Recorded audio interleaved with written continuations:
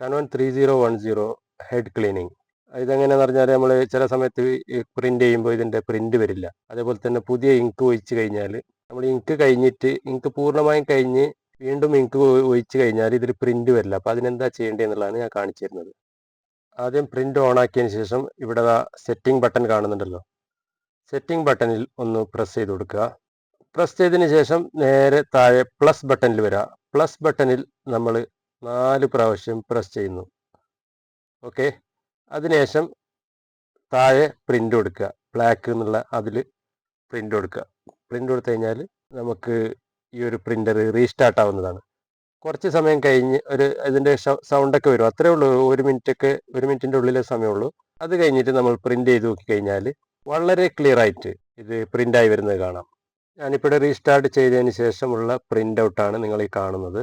നോക്കിക്കോളി, വളരെ ക്ലിയർ ആയിട്ട് പ്രിൻ്റ് വരുന്നതായിട്ട് കാണാം. ഓക്കെ. അപ്പോൾ മറ്റൊരു വീഡിയോയുമായി വീണ്ടും വരുന്നത് വരെ ഗുഡ് ബൈ.